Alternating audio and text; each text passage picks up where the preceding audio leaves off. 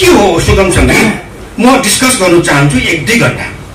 सुगम शब्द हुन्छ भने दुर्गम सङ्गीत के हो? दूधको सेसाला गर्ने के गाई, यो पनि बनाइदिनुहुन्छ अर्को। अनि त्यसमा म्युजिक छ, इन्ट्रोडक्सन इन्टरभ्यू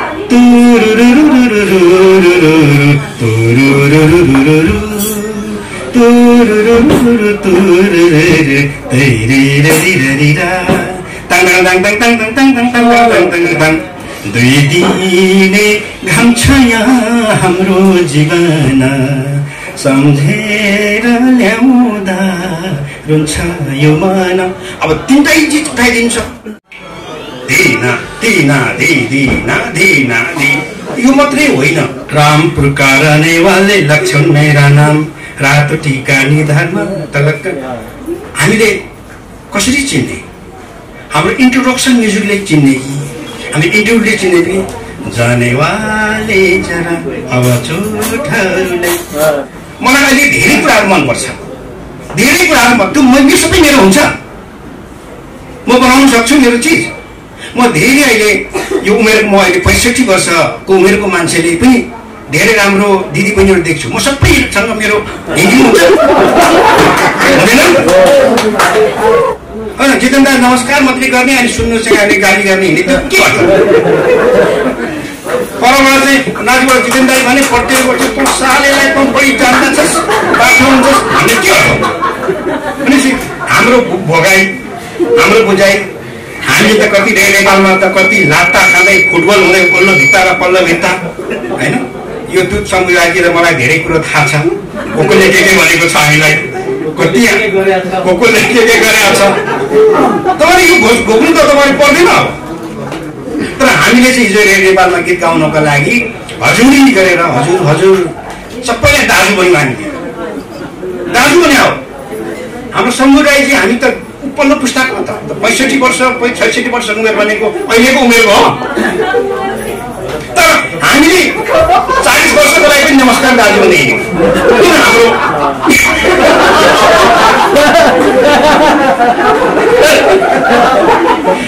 हाम्रो पिताञ्चलमै नै थियो, एक थियो हामीलाई। मलाई कोकोले के भनेको छ त्यो त मलाई प्रेरणा पनि मिलेको छ, कति हिताबोध पनि भएको छ। म त केही होइन रहेछु, झनै छाडेको मैले गीत सङ्गीतमा। म त केही होइन रहेछु, म त केही पनि आउँदैन रहेछ। झप्ताल के हो पता, डुबो ताल के हो, ताली खाली के हो, ठेका के हो भन्थ्यो। अब म गाउँबाट आएको थिएँ, झप्तालको बारेमा झप्तालको के हो, ताली खाली के हो, हामी रूपकतालको दुगुन के हो, तिगुन के हो, तिताल के हो, एकताल के हो। ओहो, अनि हामी त यस्तो थप थप थप खाँदै हजुर नातिकाजी देख्ने बित्तिकै हामी गुर्बे साहब भन्थ्यौँ। नातिकाजी कालो भएर बस्नुहुन्थ्यो। आदरणीय दाइ बतिसक्नुभयो, हाम्रो अग्रज हो। मलाई नाम लिँदाखेरि मलाई अपमान होइन, मैले सम्मान साथ लिएको। उहाँहरूको छेउमा हामी लिक कामथ्यौँ, हामी डराउँथ्यौँ। अहिले तपाईँमा काम हुनुहुन्छ अहिले यहाँ तपाईँहरूले हेऱ्यो भने अहिले जितन दाइको चाहिँ कुरा काट्नको लागि तपाईँहरूलाई 3 घण्टा लाग्छ।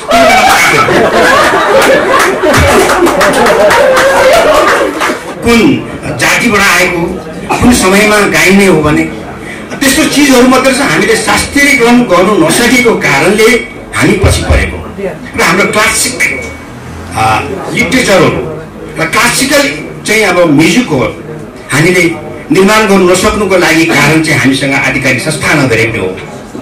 र अहिले त्रिभुवन युनिभर्सिटीको कोर्स अफ स्टडीमा हाम्रो विषयमा केही पढाइन्छ, सबै भारतीय सङ्गीत पढाइन्छ। त्यहाँ भारतको सङ्गीत पढाइन्छ, तालबाजाहरू भारतको कुरो हुन्छ।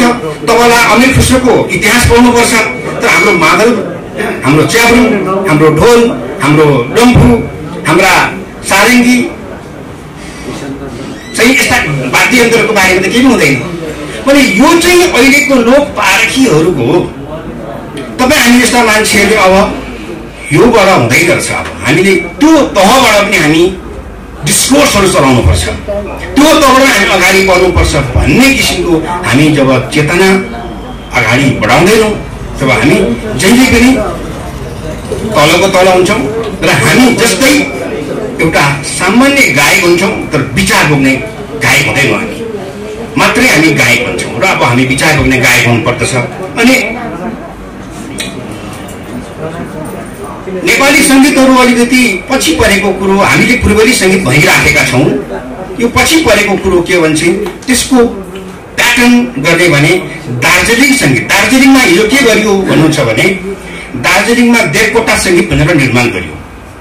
त्यो के थियो भन्दाखेरि चाहिँ सिलगढीमा चाहिँ रविन्द्रनाथ ट्यागोरले त्यहाँ सङ्गीत सञ्चालन गर्नुहुन्थ्यो र रविन्द्र सङ्गीत पनि छ अहिले सिक्किम दार्जिलिङतिर भारतमा छ र त्यो त्यहाँको पेलाइ त्यो हेपाइको कारणले दार्जिलिङको साथीहरूले के गर्नुभयो भने देवकोटा सङ्गीत निर्माण गर्नुभयो। किन देवकोटा त नेपालमा भन्दा त्यहाँ धेरै पूजा गर्छ, तर देवकोटा सङ्गीत चलेन र त्यहाँको चाहिँ फ्लेभर, त्यहाँको प्याटर्न चाहिँ नेपालमा ठ्याक्कै आयो एउटा, जो गोपाल योन्जनले बोक्नुभयो, जो अमर गुरुङले बोक्नुभयो, त्यो एउटा प्याटर्न फरक देखिन्छ। र अर्को कुरो के छ भने नेपालको सङ्गीतकारहरू हिजो नाति गाजीको पालादेखि कहाँबाट रेकर्ड गर्नुभयो त भन्दाखेरि कलकत्ता गएर गर्नुभयो। सबै कलकत्ताको म्युजिसियनहरू, मैले धेरै म्युजिसियनसँग सिनियर म्युजिसियनसँग मरिसकेको हाम्रो शम्भु राईजीले हाम्रो अर्जुन चैनपुरे, हाम्रो नवीन ढुङ्गेल साथीहरूलाई थाहा हुनसक्छ। मदन परियार भन्ने प्यानिस्ट एकर्डिङ बजाउने मान्छे हुनुहुन्थ्यो, उहाँ बितिसक्नुभयो र के हो त भन्दाखेरि सबै उहाँको कपी पेस्ट हो। वाद्य यन्त्र पनि, शैलीहरू पनि, भयनहरू पनि, सेलो वादनहरू पनि र हाम्रा वाद्य यन्त्रहरू चाहिँ के भयो भन्दा इफेक्टको रूपमा, सामान्य इफेक्टको रूपमा मात्रै प्रयोग गर्नुपर्छ भने मादलहरू तबला बजाउँछ अनि मादल टुङ टुङ टुङ टुङ इफेक्टको रूपमा मात्रै होइन। हिजोको गीतहरू सुन्नुहोस् त कस्तो रहेछ, बाँसुरी कस्तो रहेछ, मुर्चुङ्गा विनायक त कस्तो रहेछ, ढोल च्याब्रुङहरू कस्तो रहेछ, केही पनि छैन। त्यो हाम्रो थियो नि त, थियो हाम्रो, भएन। हिजोकोले गर्न सकेन, हामीले गर्नुपर्छ। अब मैले हिजोको प्याटर्नहरू हेर्ने भने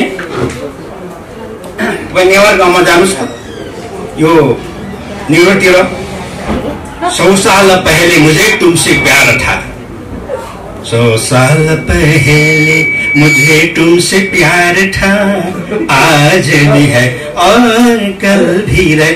त्यो उच्चारण उहाँले था भने पनि, तुमसे भने पनि उहाँलाई त्यो प्रभाव।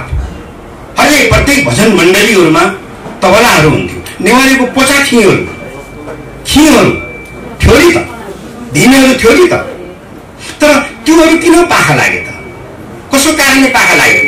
हो, तपाईँ जस्तो मान्छेको कारणले पाखा लाग्यो। हामीले त्यसलाई प्रमोटै गर्न सकेनौँ। हामी जहिले पनि विदेशीको अनुयायी भयौँ। नेपाल त कोलोनाइज हो, सङ्गीतको कोलोनी हो, यो राजनीतिक कोलोनाइज हो, यो हरेक कुरोको कोलोनाइज छ। नेपाली सङ्गीत सुन्नुहोस् त, नेपाली सङ्गीतमा सुरुको बज्ने म्युजिकलाई इन्ट्रोडक्सन भन्छ। कति यहाँ म्युजिक एरेन्जर गर्नुहुन्छ, इन्ट्रोडक्सन हुन्छ, त्यसलाई प्रिल्युड पनि भनिन्छ, पछि पछि आउनेलाई इन्टरलुड भनिन्छ, सङ्गीत भनिन्छ। तर सुरुको इन्ट्रोडक्सन, इन्टरलुड सुन्नु, प्रिल्युड सुन्ने बित्तिकै तपाईँ छुटाउन सक्नुहुन्छ यो कुन गीत हो? सक्नुहुन्छ? हामी सक्दैन, म त सक्दिनँ। तपाईँहरू त्यो क्यापेबल हुनुहुन्छ भने मलाई थाहा छैन, तर त्यो गीत सुन्ने बित्तिकै यो कुन गीत बज्यो भन्छु। अनि पछिबाट आइसकेपछि चाहिँ नेपाली भाषाहरू नेपाली गीत रहेछ भन्ने हामीलाई चेत खुल्छ। अनि हामी त्यसको प्याटर्न हामीले किन निर्माण गर्न सकेनौँ? नेपाली सङ्गीतको प्याटर्न हामीले किन अगाडि बढाउन सकेनौँ?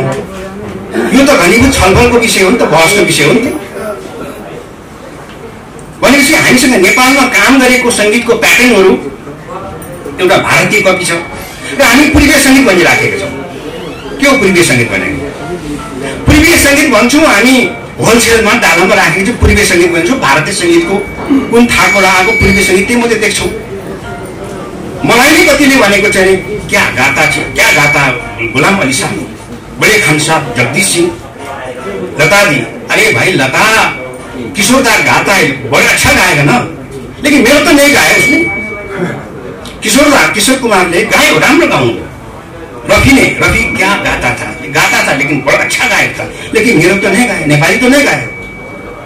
हामीले भन्न सकेनौँ। हिजो सबै पुराना हस्ती कलाकारहरू इन्डियाबाटै गएर, इन्डियाकै सिकेर, इन्डियाबाटै वाद्य यन्त्रको प्रभाव परेको कारणले यहाँ अहिले हाम्रो समस्या अघि बार उठिरहेको समस्या हाम्रो सङ्गीत किन यस्तो भएन भन्ने समस्या यहाँ उठिरहेको समस्या यही। त्यसले अबको एरेन्जर साथीहरूले कति एरेन्ज गर्नुहुन्छ। अब कृतिको कुरा गर्ने भने तीनटा पक्षहरू छ। एउटा गीत हुन्छ, एउटा सङ्गीत हुन्छ, अर्को स्वर हुन्छ, अर्को चौथो पक्ष भनेको चाहिँ त्यसलाई सिगार्ने काम, त्यसलाई संयोजन गर्ने काम एरेन्जर हुनुहुन्छ। त एरेन्जरले के हेक्का राख्नुहुन्न अहिले भन्दाखेरि कसको सङ्गीतसँग मिल्यो, कसको धुनसँग मिल्यो, कसको प्याटर्नसँग मिल्यो नै थाहा हुँदैन अब हामीलाई। अनि हाम्रो गीत एउटै जस्तो लाग्नु थाल्छ र हाम्रो कमजोरी हुन्छ। जस्तै एउटा इक्जाम्पल दिन्छु, अरूको त म दिनु मिल्दैन। मेरो एउटै गीत उराठै लाग्छ नि डाँडा पारी भन्नु, उराठै लाग्छ नि डाँडा पारी निष्ठुरीको मायाले साह्रो पार्यो झन्। यो ठ्याक्कै कपी उठाइदिनुहुन्छ एउटा क्रिएटरले, त्यसपछि त्यो स्थायी हो। दूधको सेसाला गर्ने के गाई यो पनि उठाइदिनुहुन्छ अर्को। अनि त्यसमा म्युजिक छ, इन्ट्रोडक्सन इन्टरभ्यू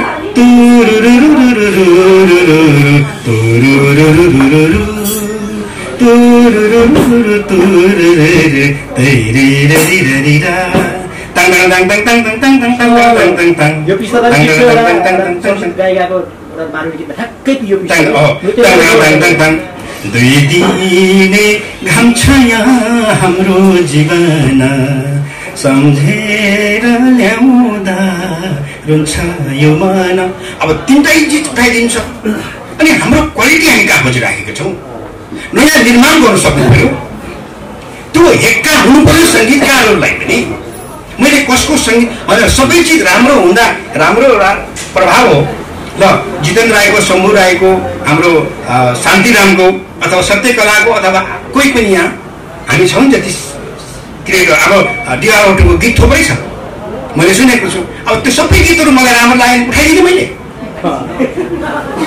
उठाइदिने। मलाई अहिले धेरै कुराहरू मनपर्छ, धेरै कुराहरू त्यो मैले सबै मेरो हुन्छ, म बनाउन सक्छु मेरो चिज।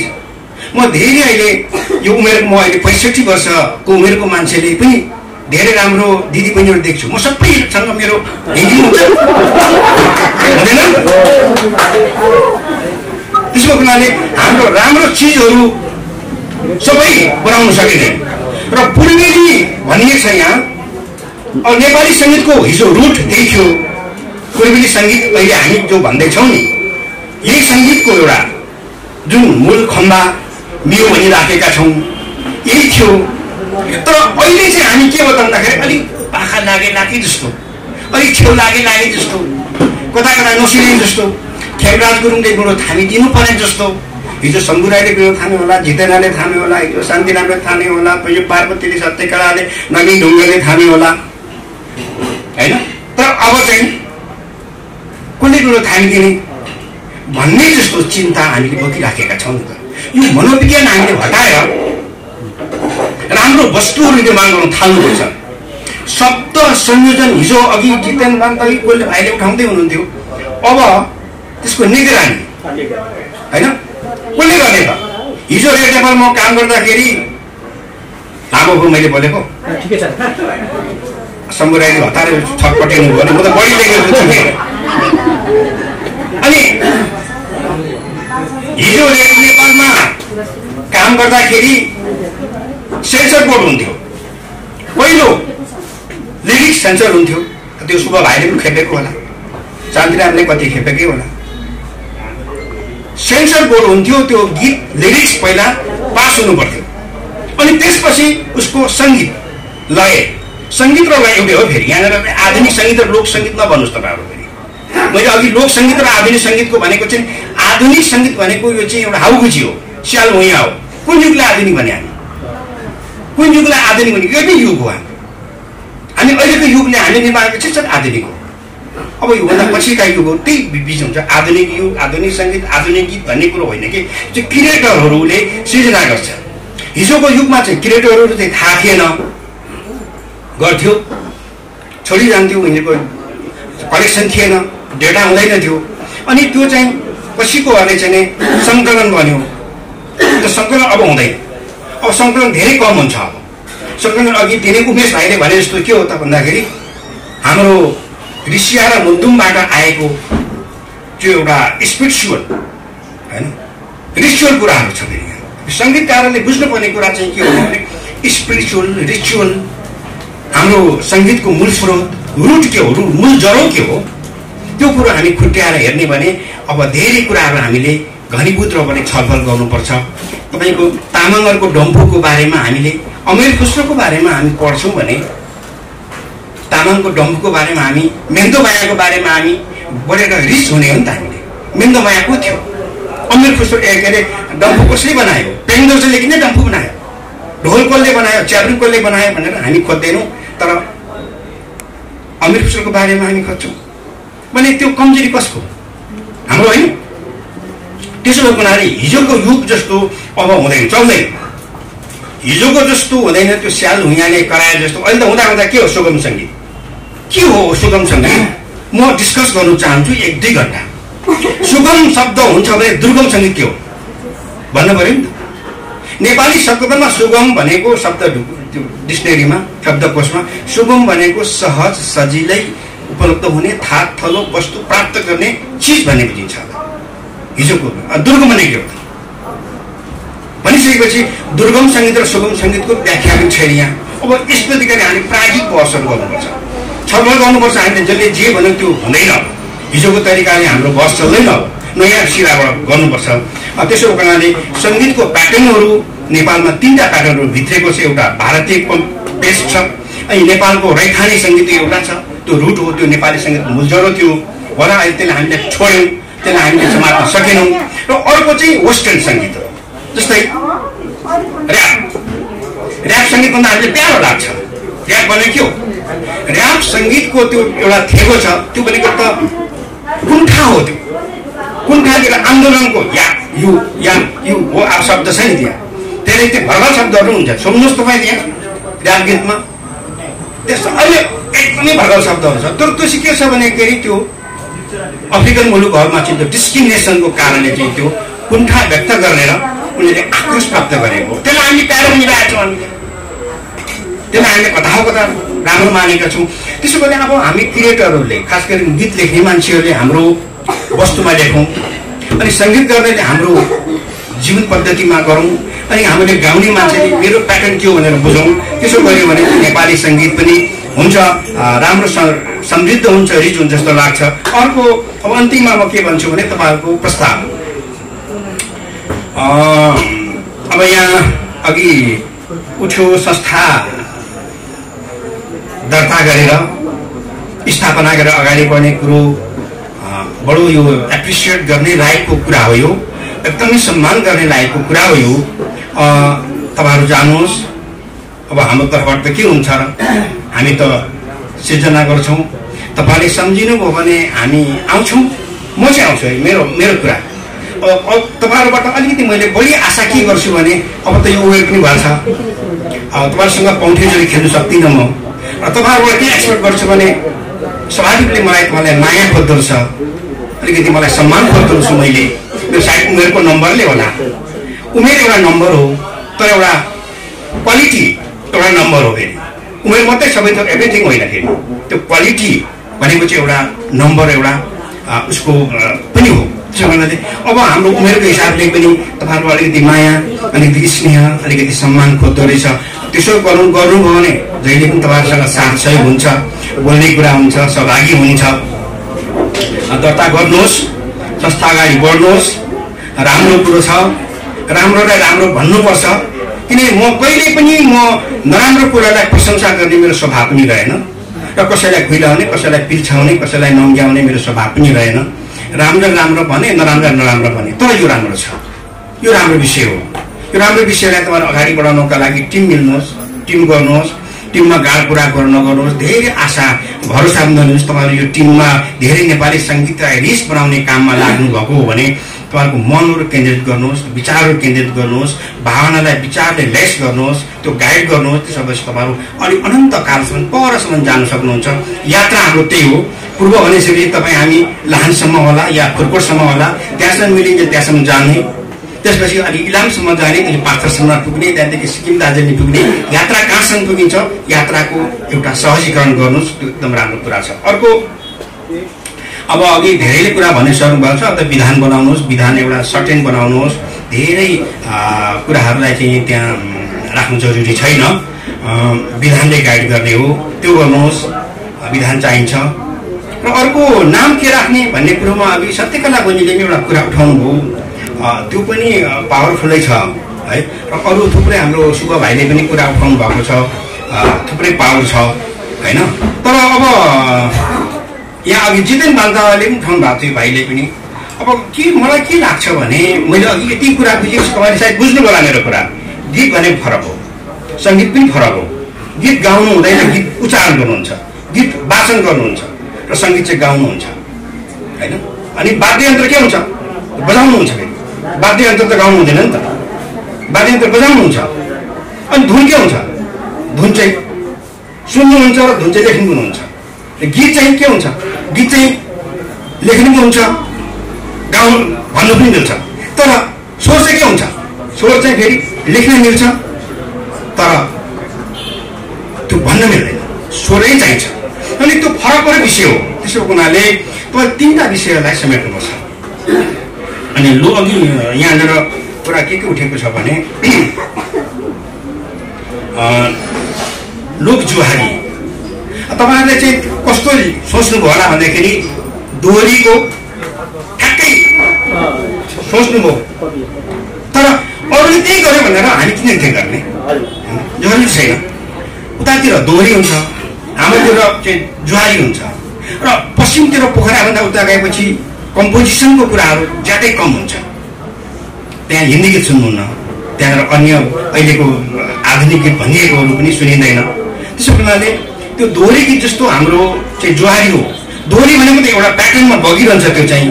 तर अहिले त दोहोरी त एकदमै फरक सुन्छु म। अघि कसले खासा पुत्तली आएको थियो होइन, के यो के हो, यो चाहिँ मलाई थाहा छैन। एउटा अस्ति इन्टरभ्यूमा सोध्नु भएको थियो बहिनीले, यो चाहिँ म चाहिँ बुझिनँ, मैले थाहा भएन, मैले सुनिनँ मैले भने। अनि कतिपय शब्दहरू नभन्दी हुन्थ्यो, कतिपय शब्दहरू नगाइदिए हुन्थ्यो, कतिपय भन्नु जरुरी छैन। जस्तै मैले म सबैसँग म जे गर्छु सबै भनिदिनु जरुरी छ, जरुरी छ। मेरो म गर्लफ्रेन्डसँग कहाँ कहाँ जान्छु म सबै भन्नु जरुरी छ, छैन नि। अनि त्यस्ता कुराहरू चाहिँ गीत सङ्गीतबाट आइहाल्नुपर्छ भन्ने म चाहिँ राख्दिनँ, मान्यता राख्दिनँ। त्यसले गर्दाखेरि शालीन सभ्य हुनुपर्छ। त्यसो हुनाले जुहारी चाहिँ फेरि व्यापक हो। फेरि जुहारी के हुन्छ, जुहारी चाहिँ कस्तो गीत हुन्छ भन्नुहुन्छ भने, जुहारी भनेको माया प्रेम पनि हुन्छ, जुहारीबाट उठाउनुहुन्छ। त्यसको उत्पत्तिको कुराहरू हुन्छ, त्यसको संस्कृतिको कुराहरू हुन्छ। फेरि जुहारी त ठुलो कुरा हो नि त। फेरि हामी जुहारी हेर्दाखेरि माया प्रेमका मात्रै लाने र ल्याउने मात्रै कुरा सुन्छौँ, त्यो पनि गलत हुन्छ। संस्कृतिका कुराहरू हुन्छ, जीवन यापनको कुरा हुन्छ, जीवनशैलीका कुराहरू हुन्छ, धेरै चाडका कुरा हुन्छ। त्यो जुहारी चाहिँ त्यस्तो हुन्छ। तर अघि एउटाले कुरा उठाउनु भएको चाहिँ धेरै प्याटर्नहरू छ। यहाँ पूर्वेली भनेर जाँदाखेरि थुप्रै प्याटर्नको गीतहरू हामी बच्छौँ। सभ्यतासँग जोडिएको कुरा छ, फेरि संस्कृतिसँग जोडिएको कुरा छ। त्यसो हुनाले तपाईँहरूले नाम राख्दाखेरि चाहिँ गीत पनि आओस्, सङ्गीत पनि आओस्, वाद्य वादन पनि आओस्। अब गायन त आउने कुरा हो। त्यसो भएको हुनाले अघि कसले प्रस्ताव गर्दै हुनुहुन्थ्यो, लोकगीत सङ्गीत प्रतिष्ठान, अनि कसले गर्नुभएको थियो, जितेन दान्ता भाइले हो। लोकगीत लोक सङ्गीत प्रतिष्ठान भनिसकेपछि के अरे, लोकगीत लोक सङ्गीत प्रतिष्ठान भएपछि सङ्गीतले चाहिँ सबै समाप्त छ। लोकगीत सङ्गीत भनेछ मैले, लोकगीत सङ्गीत हजुर, लोकगीत सङ्गीत लोकगीत सङ्गीत प्रतिष्ठान भनेपछि मैले व्याख्या गरेर बुझ्नुभयो नि तपाईँहरूले। लोकगीत फरक हो, सङ्गीत फरक हो नि। त्यसो कारणले लोकगीत पनि त्यसले समेट्छ, अनि लोक सङ्गीत पनि समेट्छ त्यसले। त्यसैगरी लोकगीत सङ्गीत के होस् प्रतिष्ठान गर्नुभयो भने जुहारी भनिरहनु पर्दैन। अघि जुवारी भनेको चाहिँ के छ भने जुवारी मात्रै होइन यो गीत भनेको चाहिँ हाम्रो अन्य गीत। अब हामीले निर्माण गरेको कुराहरू त लोकगीत भइसक्यो त। हाम्रो शम्भु राई चल्छ सुस्तै भनै सर यो सबैले लोकगीत भन्छ त। यो गीत उहाँले आफैले कम्पोज गरेको गीत हो त होइन। उहाँले त हार्मोनी बजाएर बसेर सङ्गीत कम्पोज गरेको, ताल निर्माण गरेको हो नि। यो त के भयो त भन्दाखेरि लोकले एक्सेप्ट गर्यो, फेरि लोकले स्वीकार गरेको त लोकको फेरि। मैले हिजो के भन्दै थिएँ भने हिजो यो रूपमा पनि लोकले स्वीकार गरिसकेपछि त्यो लोकगीत हुन्छ पनि भने। तर यो चाहिँ अहिले स्याल हो, यहाँहरूले चाहिँ विभिन्न व्याख्या गर्छ। हामी त्यो मूलधारमा छैनौँ। हामीले भनेको कुराहरू त्यति निम्छर हाम्रो महत्त्वपूर्ण हुँदैन। यदि शक्तिशाली भइदिएको थियो भने हुन्थ्यो। त्यसो गर्नाले तपाईँले संस्थाको नाम चाहिँ लोकगीत सङ्गीत प्रतिष्ठान राख्नुपर्ने हुन्छ। त्यो चाहिँ फेरि पूर्वेली चाहिँ कस्तो पनि कुरो अघि हाम्रो उठ्यो शम्भु राईसँग पनि हामीले थोरै छलफल खास खुसी मात्रै गरेको। म चाहिँ अरूले बोल्नु थालेपछि म खुसी खुसी गर्दिनँ। को यहाँ बोल्दै हुनुहुन्छ, मैले अघि भने तपाईँहरू बोल्नु छ भने जानु त बाहिर भइगयो त। जबरजस्ती यहाँ रोक्छ कसैले,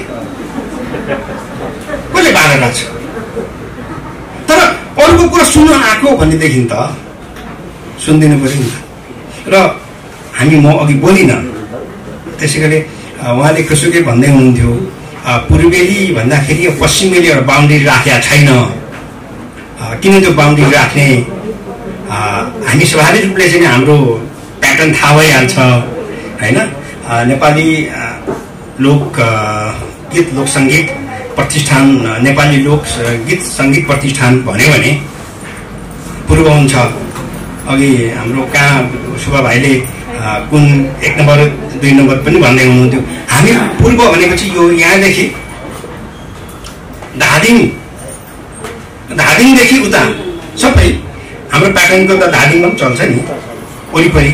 काठे गीतको थुप्रै छ, काठे गीत गाउने साथीहरू छ, त्यो पनि पूर्वेली गीत हो त्यो होइन। त्यसो हुँदाखेरि त हामी फेरि 1 नम्बर प्रदेश 2 नम्बर प्रदेशमा भनेर कुरा हुँदै भने त्यो तहलाई समेटेर लाने इन्क्लुसिभ त बनाउनुपर्छ फेरि होइन। सबैको सहभागिता त हुनुपर्छ, सहमति हुनुपर्छ। त्यस्तो बनाउनु भयो भने नाम चाहिँ पछिबाट नामकै कारणले तर्क वितर्क नहोस्। नाम आफैमा म यहाँ स्टेजमा आइसकेपछि जितन दाइले कस्तो कुरा बोल्छ भन्ने कुरा धेरै थाहा पाइसकेको छ। कतिलाई चाहिँ जितन दाइले लामो बोल्नुहुन्छ दिक्क लाग्छ भन्ने कुरो यहाँ सबै कति सत्यकला पनि हाँसिसक्नु लाग्छ। हाम्रो शम्भु राईजीलाई थाहा भइसक्यो जितन दाइ लामो बोल्नुहुन्छ भन्ने कुरो थाहा भइसक्यो भने थाहा हुन्छ नि। र हामीले गर्ने शैलीहरू प्याटर्नहरू होइन। राम पुकारने वाले लक्ष्मण मेरा नाम रातो टीका निधारमा तलक। हामीले कसरी चिन्ने? हाम्रो इन्ट्रोडक्सन म्युजिकले चिन्ने कि हामी इन्टरभ्यूले चिन्ने कि जानेवाले जरा अब छोटले हामीले कसरी चिन्ने?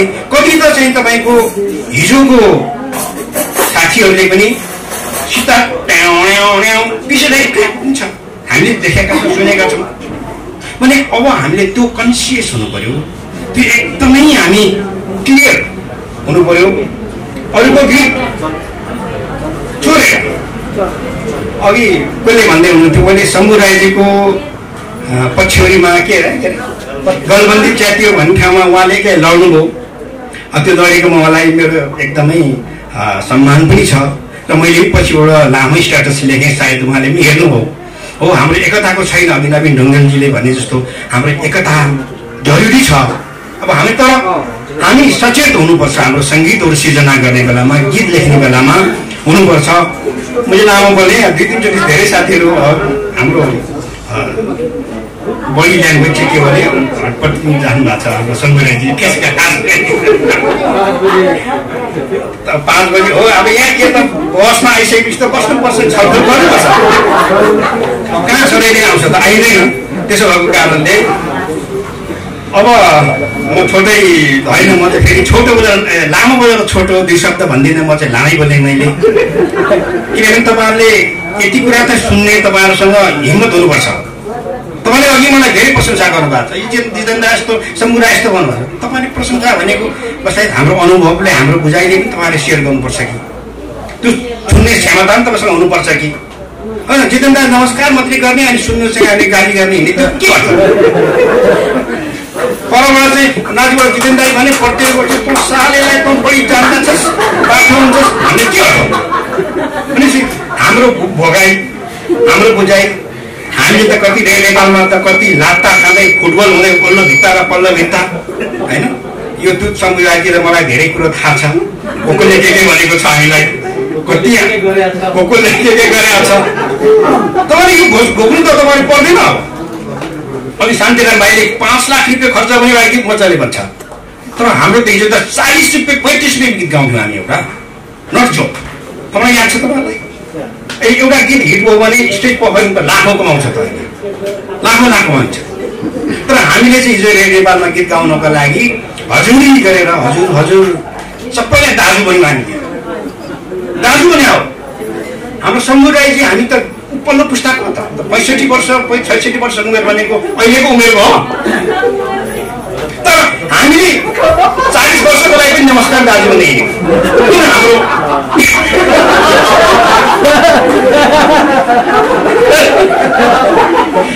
हाम्रो पिताञ्चलमै नै थियो एक थियो हामीलाई। मलाई पोकलले के भनेको छ त्यो त मलाई प्रेरणा पनि मिलेको छ, कति हिताबोध पनि भएको छ। म त केही होइन रहेछु, झनै छाडेको मैले गीत सङ्गीतमा। म त केही होइन रहेछु, म त केही पनि आउँदैन रहेछ। झप्ताल के हो पता, डुबोताल के हो, ताली खाली के हो, ठेका के हो भन्थ्यो। अब म गाउँबाट आएको थिएँ झप्तालको बारेमा, झप्तालको के हो, ताली खाली के हो, हामी रूपकतालको दुगुन के हो, तिगुन के हो, तिनताल के हो, एकताल के हो। ओहो, अनि हामी त यस्तो थप थप थप कामले हजुर नातिकाटी देख्ने बित्तिकै हामी गइने साहब भन्थ्यौँ। नातिकाटी कालो गरेर बस्नुहुन्छ। आदरणीय दाइ बतिसक्नुभयो, हाम्रो अग्रज हो। मलाई नाम लिँदाखेरि मलाई अपमान होइन, मलाई सम्मान साथ लिएको। उहाँहरूको छेउमा हामी लिकलिक कामथ्यौँ, हामी डराउँथ्यौँ। अहिले तपाईँहरूको काम हुनुहुन्छ अहिले यहाँ तपाईँहरूले हेऱ्यो भने अहिले जितन दाएको छ नि कुरा काट्नको लागि तपाईँहरूलाई 3 घण्टा लाग्छ।